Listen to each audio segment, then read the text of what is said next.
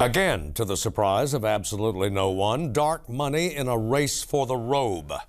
The other Supreme Court, a setback for the president, a preliminary win for Arkansas's Attorney General. With a potential pivotal primary at hand, where are Arkansas Republicans and how to pivot without stumbling?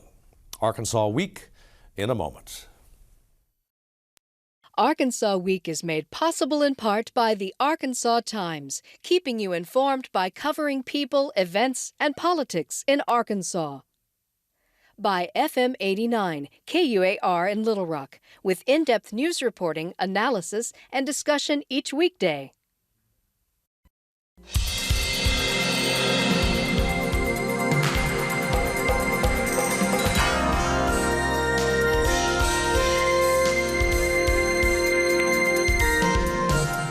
This is Arkansas Week.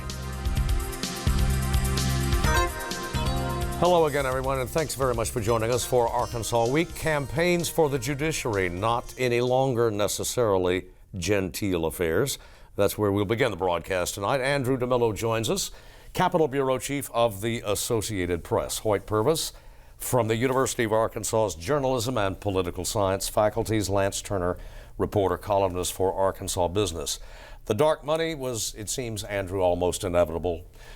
We have seen this, actually, this is not our first taste of it anyway in Arkansas judicial elections. Yeah, that's correct. This week, Judicial Crisis Network, which is a Washington-based group, so-called dark money group because they don't have to disclose information about their donors, began airing TV ads targeting Justice Courtney Goodson in her race against Judge Dan Kemp for the Chief Justice race.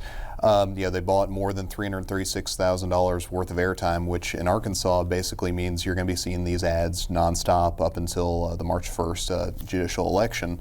And the ads are really going after an issue that we were expecting to be an issue in this race, questioning gifts that she's accepted, contributions she's received, and really kind of using them to question her ethics and really try to portray her as an insider, really trying to kind of undermine the image that she's been trying to build up as this anti-establishment outsider kind of candidate.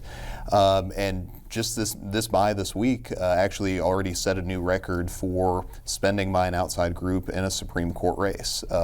It's reminiscent of what we saw a couple of years ago with a state Supreme Court race between Robin Wynn and Tim Cullen. And it's already surpassed the spending from that race, and it looks like we're going to see even more of this as we head into the election. We've got early voting starting on Tuesday. This group has also started doing mailers going around, basically raising the same themes about Justice Goodson, and also setting up a website. And Justice Goodson's trying to kind of use this to her advantage now. She cut a new ad that really is trying to challenge these attacks, and really using it as trying to portray herself even more as an outsider, saying, look, this group is going after me, so obviously I'm an outsider.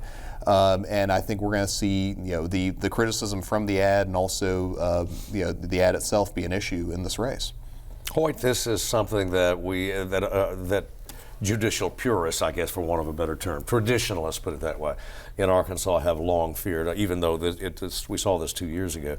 In other states, it's been, even now, the material being used against Justice Goodson is comparatively genteel. In other states, it has been absolutely savage. Yeah, it's not just Arkansas. There is certainly something of a national trend here, but it's really pretty extraordinary, as Andrew pointed out. I mean, we've got, this is a judicial race. This is not supposed to be, or at least in the minds of most people, is not a political contest, but clearly it has major political overtones, undertones, or whatever you want to say. And it's even before the anti-Goodson ads, before that, we had the first round of pro-Goodson ads. Basically, at least on my television set, we're getting saturation coverage of the advertising for this race. So this has become the sort of high-profile race. It, of course, got the presidential primary going on, but it's an extraordinary development, I think, that judicial races have become this political, this much the subject of TV advertising.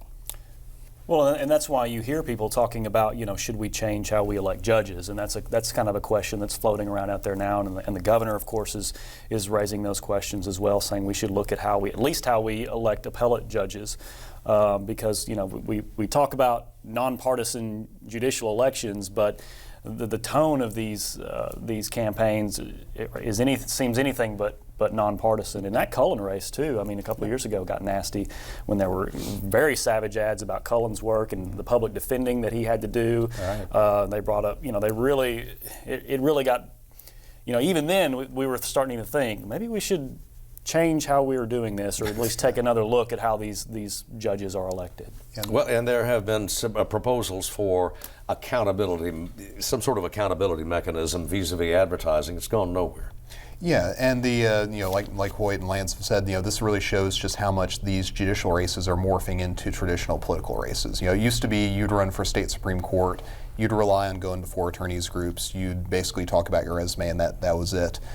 Even before this outside group got involved, we saw a different tone where this sounded a lot more similar to what you'd see in a state constitutional office race or a legislative race. Justice Goodson talking about representing conservative values. Judge Dan Kemp talking about how he'll put prayer before politics. These are the kind of messages you'd hear more in legislative race. And you've had folks are expressing concern about it. There's a committee that had been formed, featuring 2 retired justices that was kind of aimed at keeping outside groups out, kind of keeping these campaigns clean. It remains to be seen how much this committee is going to be a factor in kind of tamping down this. At this point, it doesn't look like it. Yeah, truth squads are difficult to. Just a couple of quick points. One is Goodson has been endorsed by the NRA apparently, which is again a rather unusual thing for a judicial race. And it should be pointed out that her opponent, Judge Kemp, has some of his own television advertising, and as I understand it, he's raised a pretty significant amount of money for his campaign as well. So that's another dimension of this whole Well, that whole has story. been something of a surprise, given Justice Goodson's prominence, the prominence of her position, the prominence of her husband, a very well-known and successful trial attorney, and a university trustee, a key political player.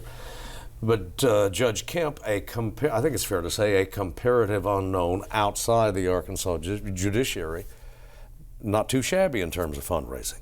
Yeah, the fundraising has been pretty close between the two of them so far. And part of this is also, and it hasn't really been brought up as an issue, but we have this race happening after there had been that really just unusual public split on the court over the handling of the gay marriage case. The late Chief Justice Hanna and Justice Danielson were really critical of the rest of the court, which included Goodson creating this spin-off case over who should participate in the gay marriage case. I think some of that kind of factors into this as well, but you don't see it kind of front and center as an issue, but I think that's underlying some of this as well. Speaking of avoiding the spotlight, there is, it's often overlooked, a second race for the Arkansas Supreme Court with a sitting jurist, a circuit judge, and that would be former judge and former state senator Womack against Clark Mason. That one hasn't got very much attention at all. Yeah, it has. Overshadowed utterly by. Yeah, completely. It's been a lot more low key in terms of the tone, in terms of the fundraising, and that race. You've got Sean Womack, who's a sitting judge, former state lawmaker, and Clark Mason, a longtime attorney here in Little Rock. With that race. You see that kind of morphing somewhat into a traditional political contest, but not as much. Judge Womack talks about how his background as a legislator helps him appreciate the separation of powers and helps him understand the role of the judiciary. Clark Mason talks about how he doesn't. It touts the fact that he doesn't have a background as a politician. Neither one of them really going after each other directly the same way we see in the Chief Justice race, where you have to kind of read between the lines on what they're talking about in that race. Okay, on to, speaking of the judiciary, the nation's highest court put a finger in the Obama administration's eye. Lance, this past week, handing a victory to a preliminary victory to Arkansas's Attorney General and I think approximately 24 of her other fellow attorneys general across the state, country. That's right. Yeah. So about I think 29, 30 states in the country have mounted this campaign against this clean power rule that the Obama administration's EPA has proposed and put in place, and the Supreme Court this week put a temporary halt on the implementation of the rule in kind of an unusual move. I don't know that the Supreme Court is known for making this kind of a ruling because it essentially puts a halt while a lower court sort of figures through some of the arguments around that case. But Leslie Rutledge has been among those attorneys general who I think are mainly Republicans in states across the country who have opposed this plan, a plan that would cut emissions by a fair amount over time. I think by 2030 it aims to cut emissions from coal-fired plants, electric power plants, by about a third. And so it was a big victory for her, and she wasted no time kind of jumping out there and calling it good news for Arkansas and those other states. Smoke signals from the Vatican, as it were, Hoyt, suggest that the court's leaning in her direction. Well, it would certainly appear that way. It is, as Lance indicated, the whole process is a little out of the ordinary, and we're not sure exactly how to interpret that. But it could be quite significant. I mean, we're talking about something with international ramifications because this is all part of the Obama administration's climate change agreement, which was negotiated over a period of time and finally worked out with the Chinese and others. And now, of course, immediately the other countries are saying, well, if you're not going to live up to what you pledged, then we're not going to live up to what we signed. So it could certainly have some significant implications down the road. And obviously, since he did so much by executive order, I mean, it's foolish to even contemplate submitting it to Congress. Yeah, well, obviously this is part of the larger issue of the contentious situation between the Congress and the President increasingly relying on executive agreements to accomplish things that there's no way that could possibly get through the Congress. On to the current economic climate. When are you and your masters of the universe going to stop playing with our IRAs, Lance? I know it's been a pretty awful week, and of course last week we talked about how it seemed that the chances for recession were low, and I still think that most people believe that, but it's hard for everyday investor, someone with a 401k who's nearing retirement. It hurts to turn on the TV or to look at your stocks app on your iPhone and see what markets are doing. And we're a global economy. We're reeling from what's happening in some of these developing countries, China among them. Oil prices continue to be depressed, and that seems to affect every other thing. Banks are having a tough time. Banks that have done well with energy and people are selling out of banks, it seems, the larger banks. And then there's the question of what's the Fed going to do about all this, and really the larger question is what can the Fed do at all anyway, because we've started to raise interest rates, and they seem committed to want to continue to do that, but Janet Yellen, the Fed chair, and talking to Congress this week, threw in some caveats that if the global economy seems to be fraught, and if we don't see much improvement at home, then we may delay those additional hikes to interest rates, and so. It's more uncertainty in the market, and we all know that markets do not like uncertainty. And so that seems to be the rub. And of course, so far this morning, markets appear to be up, but we're down so far on the year, and we've seen a lot more bad days than good days, and so. It's not the best start to the year for markets. S&P down 11 or 12 on the year. I believe so, yes, and so not a stellar showing, but here in Arkansas, I think there are signs that things are performing well. Unemployment continues to decline. We know there are X amount of people who have fallen off the rolls and aren't counted, and so there's this sort of phantom unemployment rate that sits out there. State revenue returns tend to be healthy so far. And there are Now, some there's a caveat. and there's a caveat, right? I know. But retail spending seems to be strong. But there's consumer data out today nationally that shows maybe confidence is shaking consumer sentiment-wise. But that could just be a reflection of what we're seeing in the markets as well. So Yeah, Hoyt, was he smart to go to China, Mr. Nixon, 40 years ago? Well, China is, we can say this, China is certainly a player in everything that's going on right now, from oil prices to climate change and a few political issues as well. Well, I mean, and it's easy, as is being heard a lot in the current political season, China, China, China. But it isn't just China. I mean, you've got Brazil, you've got much of Latin America, some of the African states, all of the developing countries suddenly profoundly overextended or contracting, put it that way. Yeah, that's clearly the case. And again, there is a kind of a domino effect here. And when these things start, oil prices, I mean, it's amazing how much reverberation that can have around the globe. All right, to the current political season, why not start with the GOP? We lost 2 more candidates this past week following the primaries there. Ms. Fiorina, Mr. Christie backed out, leaving how many? 4, 5, 6, 7 now? Jim Gilmore's still in the race, by the way. I think he may end up being He'll the be a guest runner-up next based week. on attrition. So the field, at least nationally, is really winnowing down. Here in Arkansas, Arkansas is pretty much up for grabs now with Huckabee out, but effectively. In Arkansas, it looks like you're looking at among voters probably a 3-person race. You're looking at Trump, Cruz, and Rubio kind of battling it out in Arkansas. As part of this SEC primary Super Tuesday.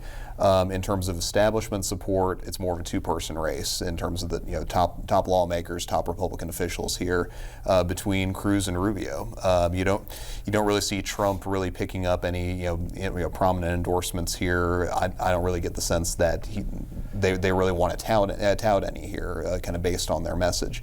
But we're seeing top Republicans like Tim Griffin, Rick Crawford, Steve Womack supporting Rubio.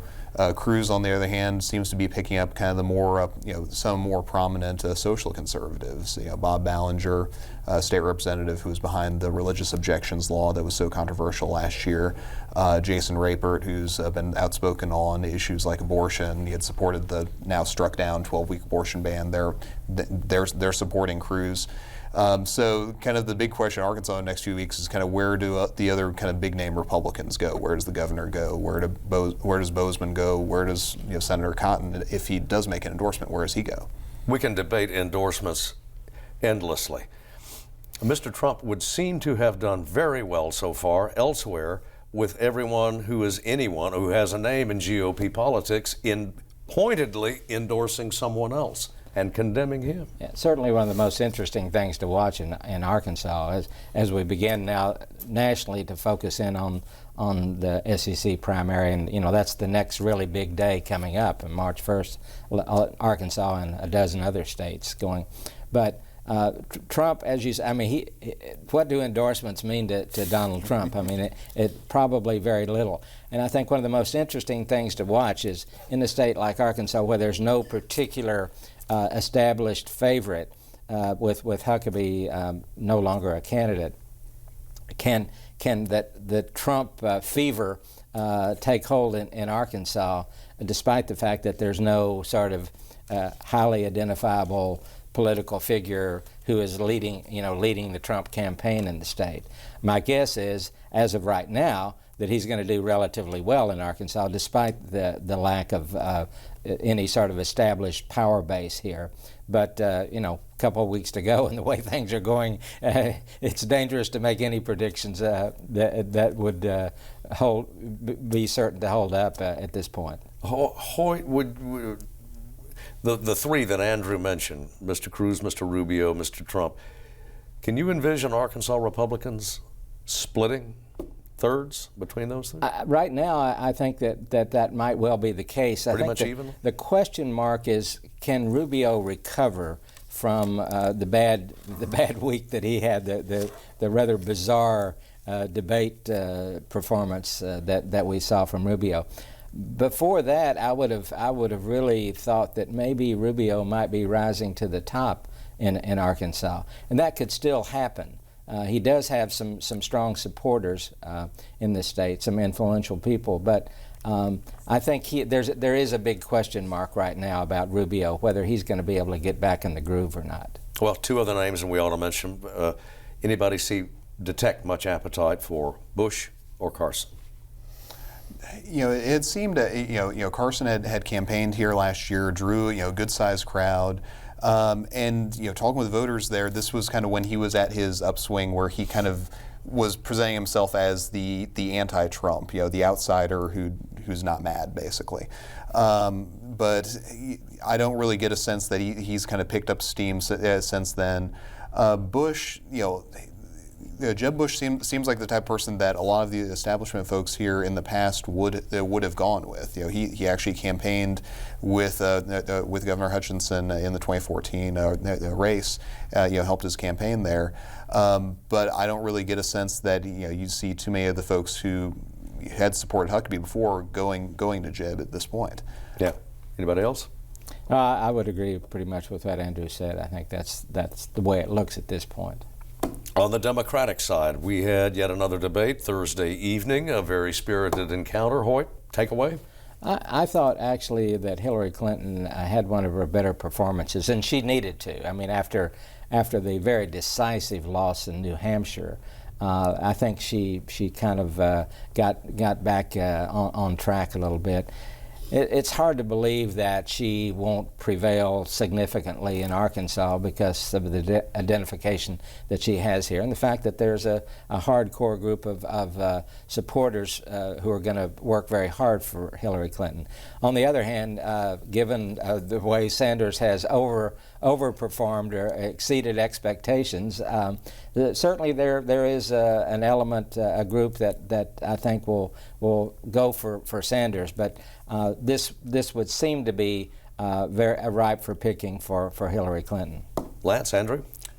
Well, yeah, I mean, I think that's what she's banking on when she starts getting into these southern states, is that's more of her, kind of her people and her constituency, and she'll perform better there. And but again, the X factor, is Sanders, and then the energy that he seems to be able to bring out in people that she just doesn't really. She's not able to conjure that. There's this generational gap that seems, and I think I see evidence of it from some students in Arkansas who are very excited about Sanders, which is not what you would have expected a few months ago, but it's clearly there.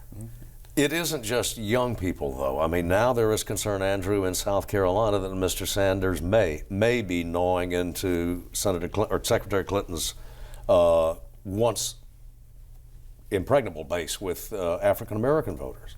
Yeah, and you see, and women. She didn't perform terribly well with women, and lost women in South Carolina. In New Hampshire, I'm sorry. Yeah, and you see her campaign really trying to kind of build a firewall on that with the SEC primary states. The campaign here, Arkansas is still pretty much solidly Clinton territory. The state's superdelegates are all supporting her.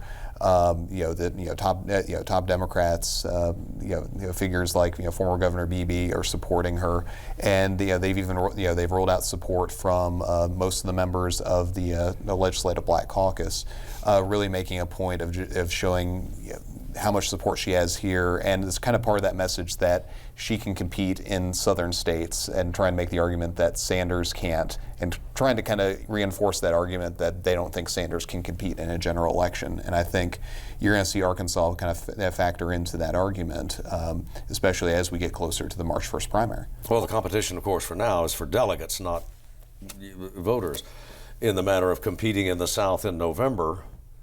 Hoyt? Pretty treacherous territory for Mrs. Clinton, I should think. Well, in November, yes, but of course that's also going to depend on who her opponent is if she's the nominee. What the Republican candidate will look like, and we certainly don't know that for sure at this point.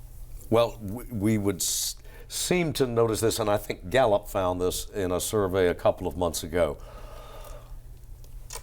several surveys actually over the last several months, the percentage of voters who declare themselves independent is shrinking profoundly. At the same time, those who self-identify as Republican or Democrat are increasingly ideological. They're increasingly moving to the polls of their respective parties, making it very difficult. It's a minefield. Well, there's one other interesting, I mean, there are many other, but one interesting aspect of this is that surveys seem to indicate that younger voters strongly lean Democratic at this point. Now, does that mean that they're going to vote, they're going to support Hillary Clinton or whoever? No, not necessarily, but the margin there is far greater than it has been in any time in recent history. So that may or may not prove to be an indicator, but it's one more factor to throw into the mix. With that, we got to go. We're out of time. Gents, thanks to you for coming in. As always, thanks to you for watching, and we'll see you next week.